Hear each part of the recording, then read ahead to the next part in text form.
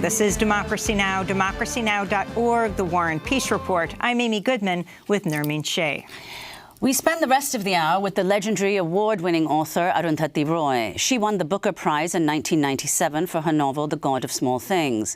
In 2017, 20 years after the publication of her first novel, she published another work of fiction, which is just out in paperback, titled The Ministry of Utmost Happiness. This is a clip from a short film introducing the novel, narrated by Arundhati Roy and directed by Sanjay Kak and Tarun Bhartia. She lived in the graveyard like a tree. At dawn, she saw the crows off and welcomed the bats home. At dusk, she did the opposite.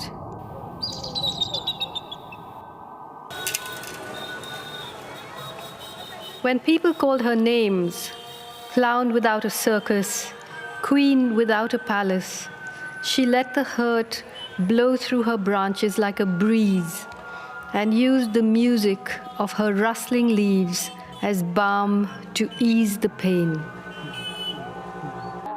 Who says my name is Anjum? I'm not Anjum, I'm Anjuman. I'm a mehfil, I'm a gathering of everybody and nobody, of everything and nothing. Is there anyone else you'd like to invite? Everyone's invited. Dear Comrade Azad Bhartiya Garu, my comrade Suguna knows to send this letter to you when she hears that I am no more. As you know, we are banned underground people, and this letter from me you can call as underground of underground.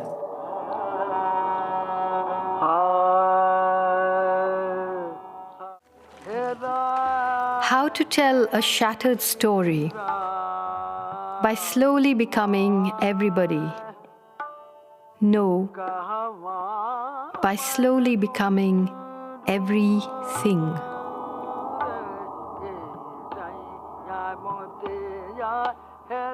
That's a short film introducing Arundhati Roy's most recent book. The film is directed by Sanjay Kak and Tarun Bhartia. The Ministry of Utmost Happiness was long-listed for the Booker Prize and nominated for the National Book Critics Circle Award. The Washington Post praised the book, writing, quote, "This is a remarkable creation, a story both intimate and international, swelling with comedy and outrage, a tale that cradles the world's most fragile people, even while it assaults the subcontinent's most brutal villains. It will leave you awed by the heat of its anger and the depth of its compassion." Indian literary critic Nilanjana Roy hailed the novel as, quote, "an elegy for a bulldozed world." Arundhati Roy received the 2002 Lannan Foundation Cultural Freedom Prize, and her journalism and essays have been collected in several books, including The End of Imagination, Field Notes on Democracy, Listening to Grasshoppers, and Capitalism, A Ghost Story. Arundhati Roy, welcome back to the United States and to Democracy Now! Thank you, Amy. It's a great honor to be with you. So your book has just come out in paperback, and we want to talk about also the response to it over this year. But why don't you start off by talking about why you chose to go back to writing a novel and the title, The Ministry of Utmost Happiness?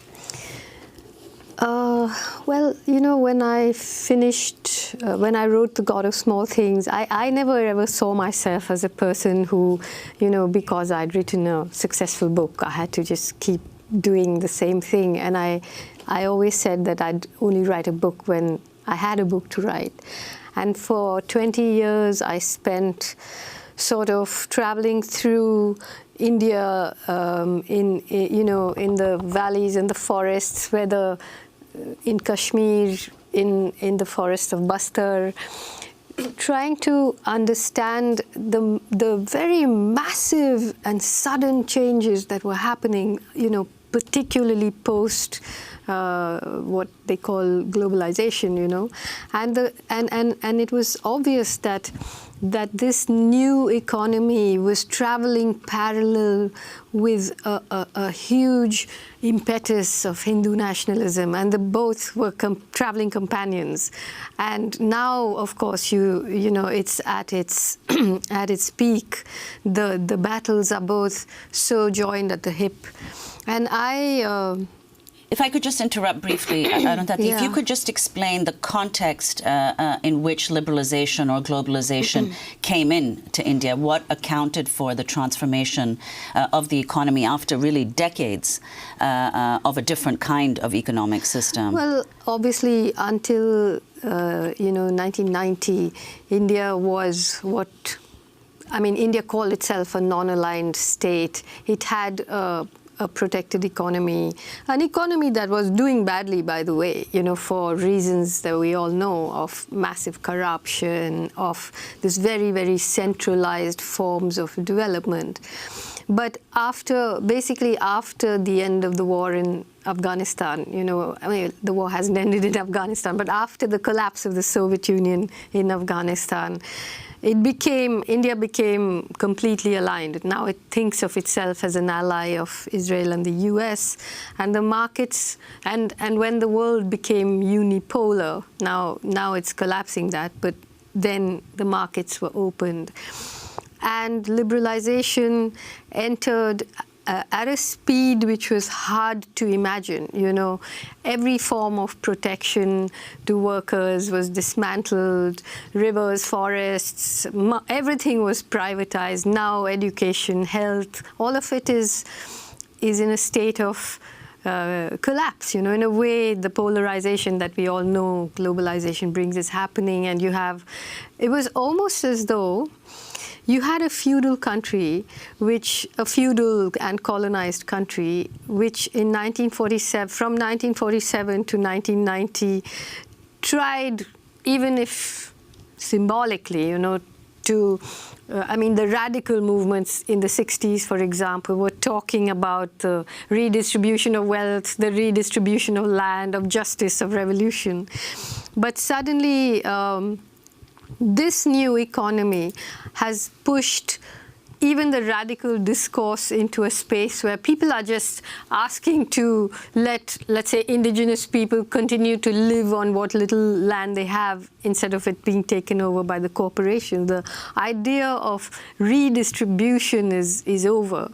And yet you have a situation where, in a way, it's a form of corporate feudalism, because the land which belonged to the upper castes now belong to the corporates which are upper caste, So caste, feudalism, capitalism, all of it merges in a very unique way in that place, And you had, for example, 50 years of some gesture towards what we call reservation, what you call affirmative action.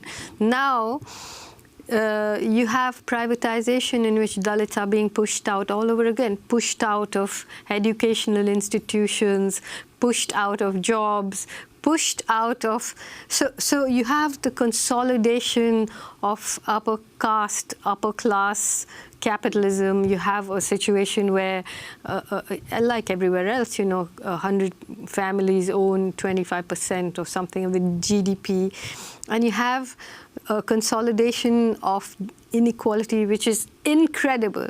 But how do you manage that in a place like that? You manage it with the flag of Hindu nationalism, by making people who are actually losing feel that they are winning the Hindu nation.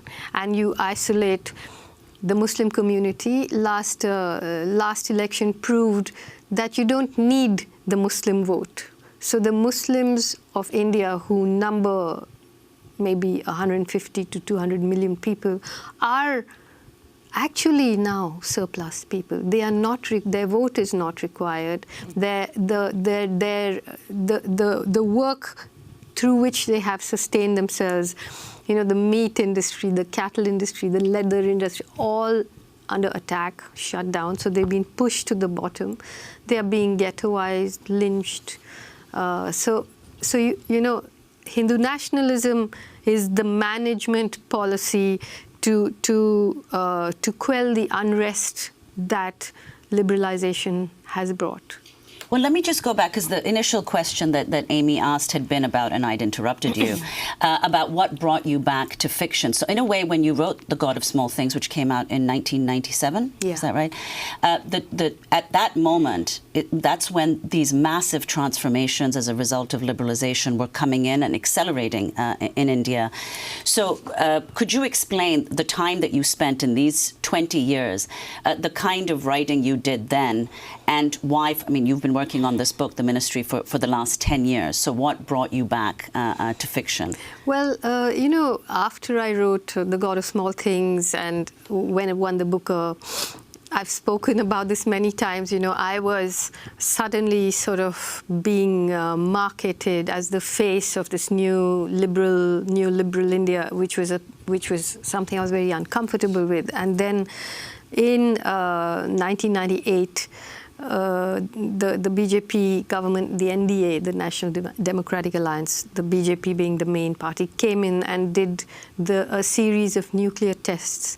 And for me, somehow, those tests, you know, changed the national discourse in terms of what is acceptable to be said openly. You know, it isn't that the RSS, which is the party, the organization which Modi belongs to, the Rashtriya Swayamsevak Sangh, which has always believed that India should be declared a Hindu nation, was actually formed in 1925. So we are watching something that has been inexorably growing to this place. So it's not that the nuclear tests started something new, but they jump-started a discourse.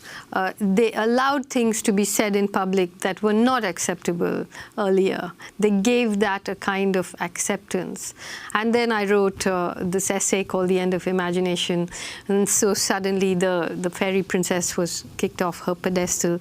But that led me into 20 years of following what was going on, you know, the protests against dams, for example, I wrote a big essay called The Greater Common Good about the protest against the Narmada.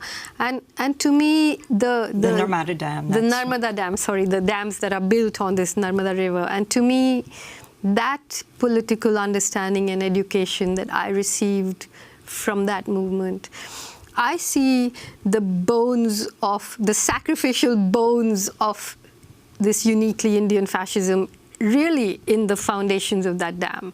You know, really the idea that there is a community that is more entitled than another, the idea that you can take the water from a river valley, centralize it in a dam reservoir, and then decide who should get that water.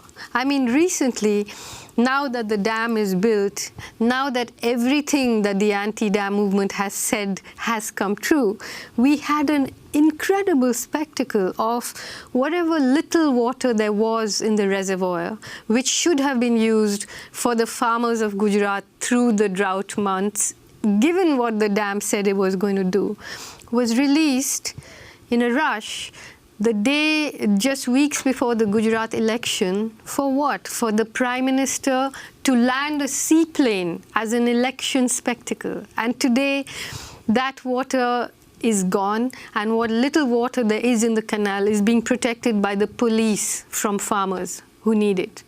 You know, this is fascism. It's not just concentration camps, you know. So I mean, 20 years of traveling, of seeing, of writing, but all those essays were always very urgent interventions in a situation that was closing down. There was something very urgent about the way they were written.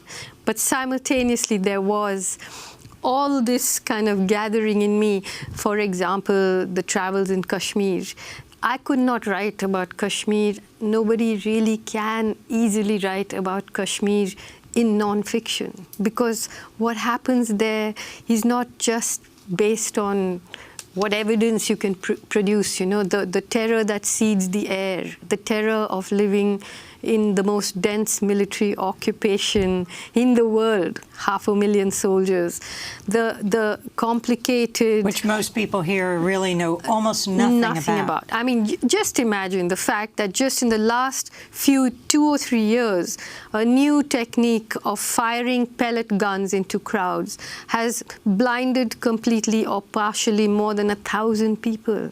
1,000 people, you know. But under the banner of this market-friendly democracy, no one's going to talk about it. Under the banner of a democracy that buys huge amounts of weapons from France, from America, we are being courted. All those dark secrets are being swept under the carpet because we are buying weapons from the West. And how will the West survive if we idiots don't buy weapons? You know? Well, Kashmir is one of the places that features prominently in your in the Ministry of Utmost Happiness. It's one of the settings of the book. Now, you've pointed out, as people have said, this book is suffused with politics, with the implication being that somehow fiction stands apart from politics or partisanship. You said in a recent interview that the elite are partisan and so privileged that they don't need to appear to be. So could you explain that, and also the reception of your book in India in those terms? Well, look, you know, I've always found it remarkable. I mean, The God of Small Things was a political book. After it won the Booker Prize, people in India especially, but a lot of people, particularly in Kerala, you know, liked to think about it because they wanted to claim me, but not the politics of the book. So let's ignore the fact that it's about the most brutal and ancient social hierarchy that any human society has produced, which is caste. Let's not talk about that. It can be a book about children, or it can be a book very lyrically written and so on. But for me, the fact is that for fiction writers, to avoid writing about caste, to avoid writing about Kashmir, you have to assume some extremely complicated yoga posture, you know.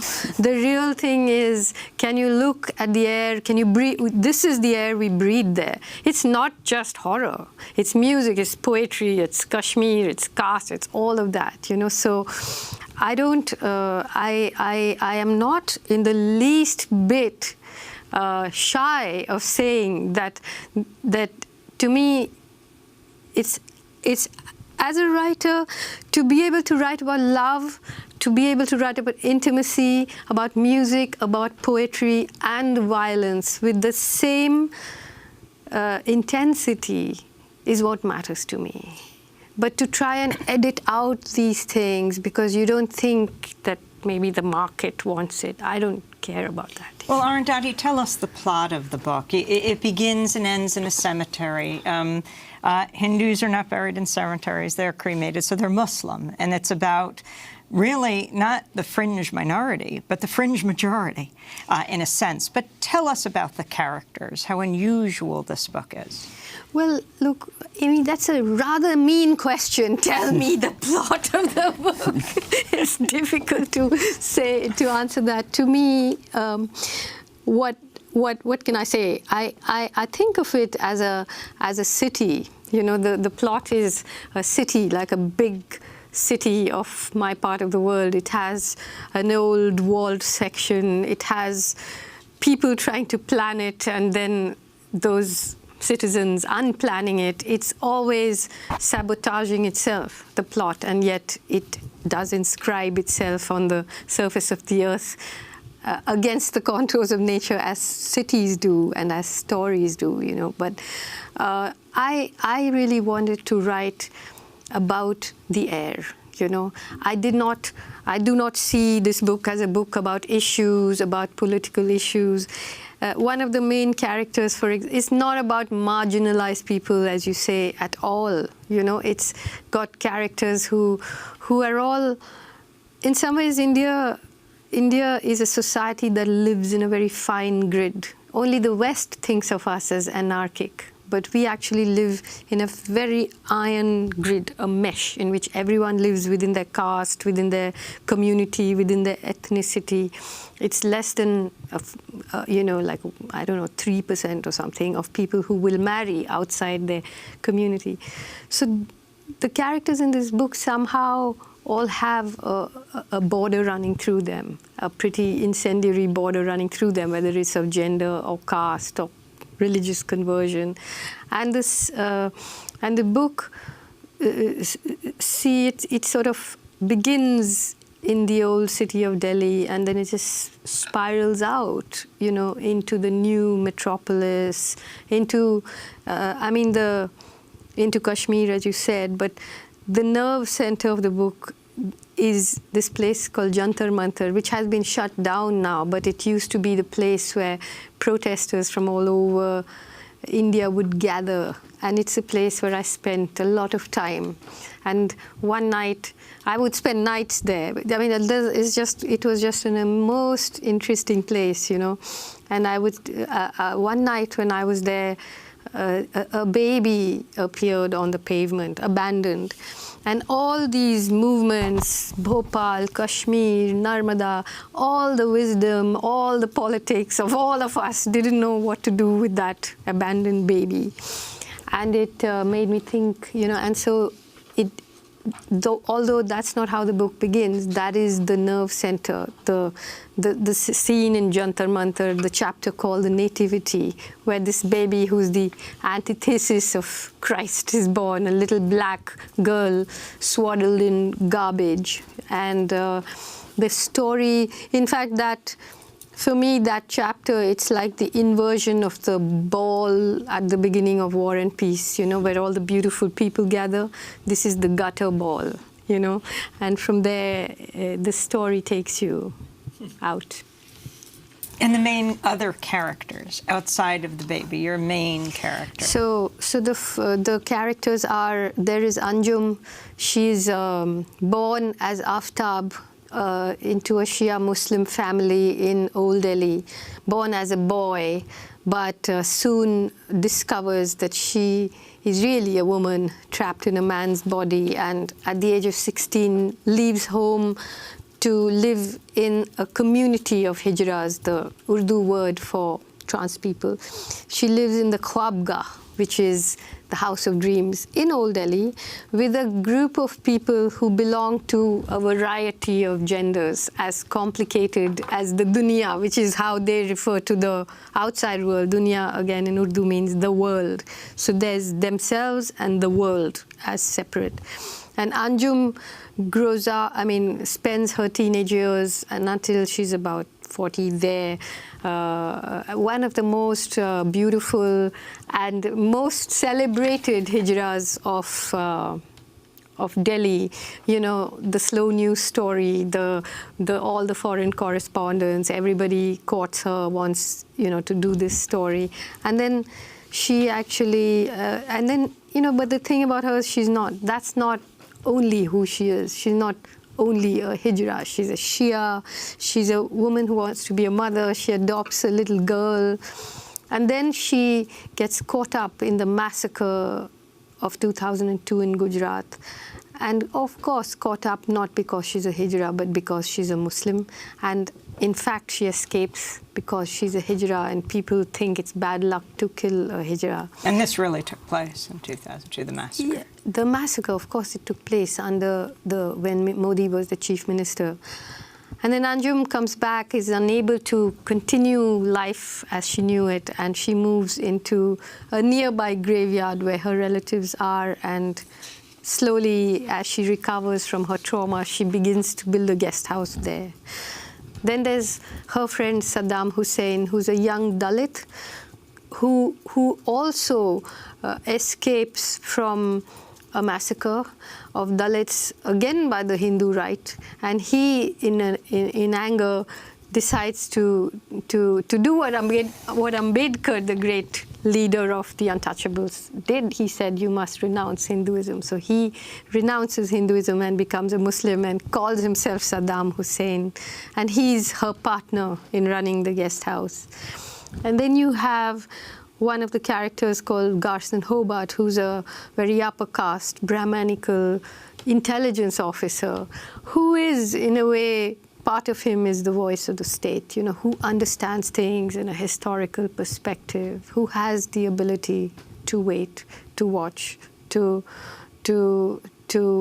think in this generous. He's a member of, let's say, the Nehruvian elite who has been displaced now by this new Hindu right wing.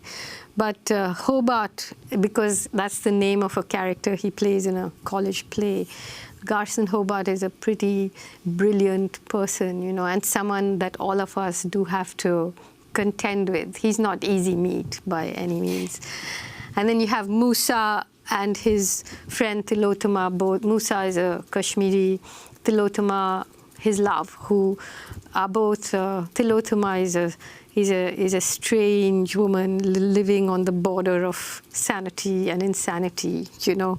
A very, very individual and irreverent and lonely woman. Lonely in the sense that she's a loved woman, but she doesn't know how to really receive it because she lives on the borders of so many things. Arundhati Roy is describing her latest novel, her second. It's called The Ministry of Utmost Happiness, and we're going to continue with her in a moment.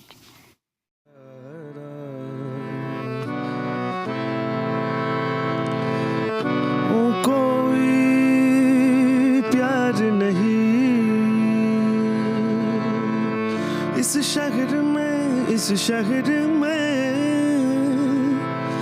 वो कोई प्यार नहीं इस शहर में oh ain't no love in the heart of the city ain't no love in the heart of town and it sure is a pity. Ain't no love since you ain't around. Oh, since you've been around.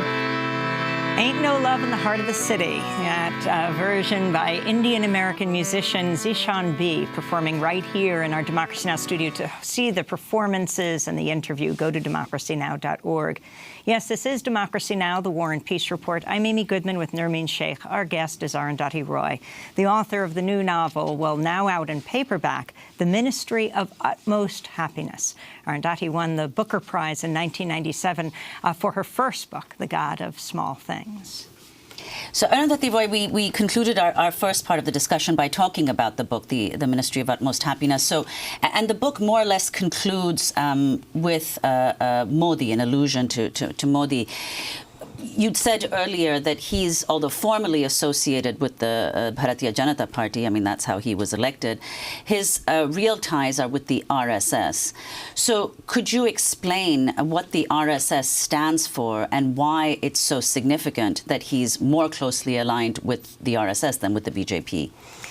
So the RSS today, RSS stands for the Rashtriya Swayam Sevak Sangh, which is basically a sort of national self-help society. But it is the most powerful organization in the country today. It was founded, as I said, in the 1920s. And it has always believed in rewriting the constitution. It has openly believed that India should be declared a Hindu nation. Its ideologues have openly called Muslims of India, have said, the Muslims of India like the Jews of Germany. Now, it is a formidable organization. It works in education, it has women's wings, slum wings, forest dweller wings, publishing wings. It really writes the story of what is going on today. And it's not just Modi, but almost all his ministers, including the former Prime Minister Vajpayee, Advani, all of these people were members of the RSS. So whether or not the BJP loses elections or wins elections, the RSS's work is inexorable. It just goes on. And so the BJP is just really the political arm of the RSS. There isn't any way that the BJP can have an independent agenda. It is fused with the RSS. So the danger today is that because of the massive majority with which they came to power, every institution has now been penetrated by the RSS. We're going to do part 2 of this discussion at democracynow.org. Arundhati Roy, author of the new novel, The Ministry of Utmost Happiness. And that does it for our broadcast. Oh, and yet another Democracy Now! Family announcement. Jahan Guzder Turner, welcome to the world. Congratulations to our dear producer, Dina Guzder, and her husband, Peter. What a privilege it was for Nermeen and I to get to hang out with our very dear newest member of the Democracy Now! Family, Jahan. And Jahan, which means world or universe. Welcome to the world. And the universe. I'm Amy Goodman with Nermeen Sheikh. Sorry.